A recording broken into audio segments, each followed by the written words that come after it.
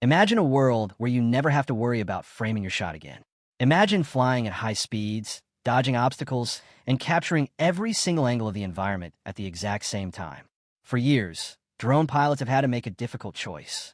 You either pick a standard camera drone for stability, an FPV drone for speed and adrenaline, or a 360 camera for immersive capture. But you can never have all three in one package. That is until now. Rumors are flooding the internet, and leaks are pointing toward a device that might just be the most disruptive piece of technology DJI has ever created. We are talking about the DJI Avata 360. And if the reports are true, this isn't just an upgrade. It is an entirely new category of flying. But before you get your wallet out, there is something else happening in the DJI ecosystem that you need to know about, a silent problem affecting the Mini 5 Pro that is driving pilots crazy. We're going to cover it all. Let's start with the big news. The DJI Avata 360 is reportedly preparing for launch, and the concept behind it is mind-blowing. It is designed to be the first true hybrid FPV drone. The goal here is to combine the aggressive, fun flying characteristics of a Cinewhoop with the capture capabilities of a 360-degree camera. The biggest highlight of this new system is the camera itself. We are hearing reports of a dual camera system utilizing large 1 over 1.1-inch sensors.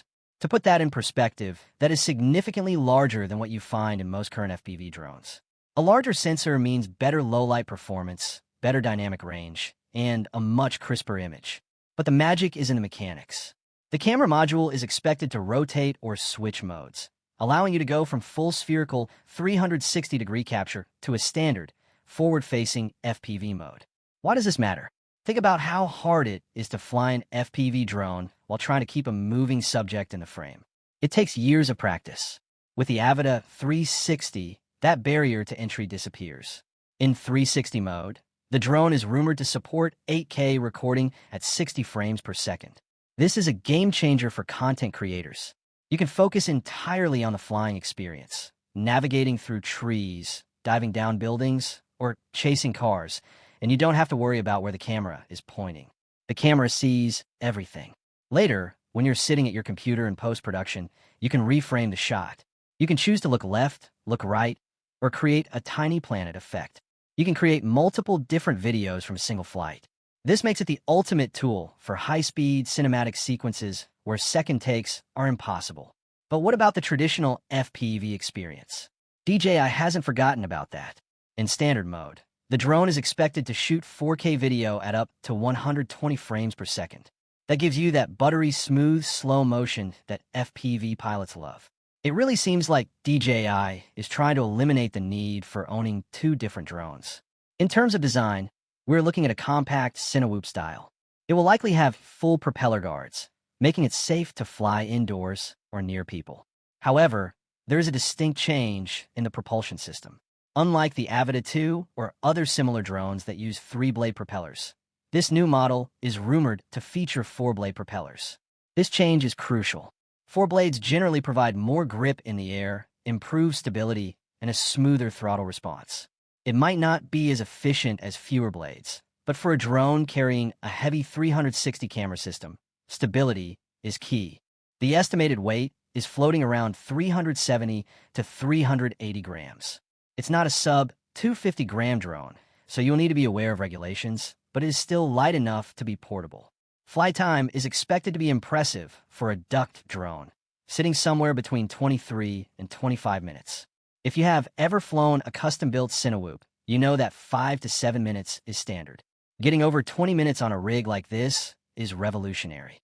And of course, it wouldn't be a modern DJI product without smart features. We are expecting multi-directional obstacle sensing. Forward vision sensors are a given, but there are whispers of side detection and even LiDAR assistance. If this is true, it would be the most intelligent FPV platform on the market, allowing it to fly safely in tight, complex spaces where a normal FPV drone would crash. Now let's talk ABO.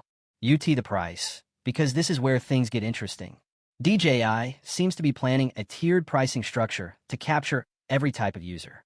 If you already own DJI goggles or a controller, the drone-only version is rumored to cost between $400 and $500. That is an incredibly aggressive price point.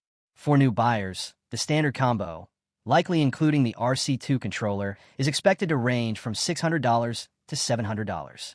And for the pros who want everything, a Fly More bundle or an immersive bundle could range from $800 to $1,000. This top tier would likely include the new DJI goggles N3, extra batteries, and a charging hub. These prices are based on converted Chinese retail listings, so global pricing might vary, but it looks promising. If the timeline is accurate, we could see this drone hitting the shelves around March.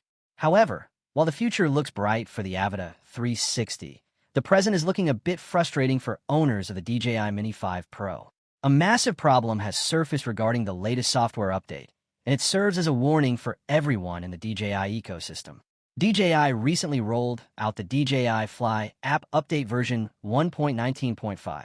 On the surface, it looked innocent. The release notes were vague, simply stating that it fixes issues and improves stability. There was no change log, no breakdown of features, nothing. And that is exactly why pilots are worried. In recent months, DJI has developed a pattern of slipping in unannounced changes. Users update their app expecting improvements, only to find that their drone behaves differently or has new limitations. The biggest controversy right now is the altitude restriction. This is specifically hurting pilots in the UK and Europe. There was a lot of confusion earlier this year about why many drones were suddenly locked to a maximum altitude of 120 meters. Some people thought it was a firmware bug. Some thought if they didn't update the firmware, they would be safe. But the truth has finally come out. This limitation is not in the firmware. It is entirely location-based. The drone knows where it is. If you're in the UK or EU, the software locks you to 120 meters. If you take that exact same drone to the United States, the limit unlocks. With version 1.19.5, pilots are hoping for a fix or a workaround. But unfortunately, the update cements this restriction. The option to request higher limit is still visible in the menu, but it does nothing. It is a ghost button. Declassification is disabled. The frustration here isn't just about breaking the law. It's about how the law is interpreted. The law says you can fly 120 meters above ground level. If you're flying up a mountain, you should be able to climb with the slope. But DJI's software interprets this as a hard cap from a takeoff point. This means lawful flights up hillsides are now impossible with this software lock. It is a case of the manufacturer enforcing rules more strictly than the actual regulators, and the users are the ones suffering. Beyond the restrictions, the new update brings a mix of good and bad interface changes. On the positive side, on-screen shortcuts are faster. You can toggle sensors and access vision assist much quicker, which is great for tight environments. But the app feels cluttered. There are overlapping icons and interface layering problems, especially when cruise control is active. It feels unfinished. For a product that is marketed as Pro, the software experience is lacking refinement. And then there is the RC2 controller. Users are complaining that it feels sluggish. Typing is slow, menus lag, and storage is limited. It feels like the weak link in an otherwise powerful system.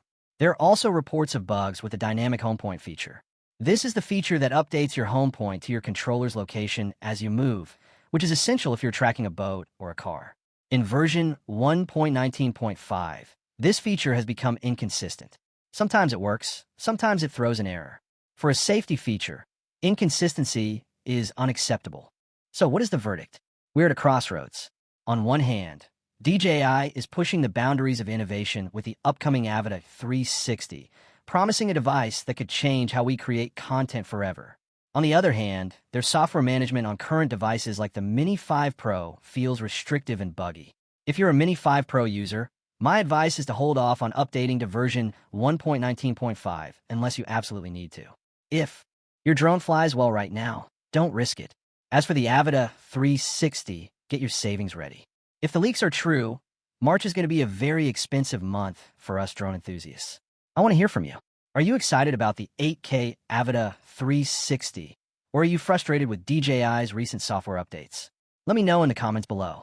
If you found this video helpful and want to stay updated on the official launch of the Avata 360, make sure you hit that subscribe button, share this video with your drone buddies, and ring the bell icon so you never miss a leak. Thanks for watching, and fly safe.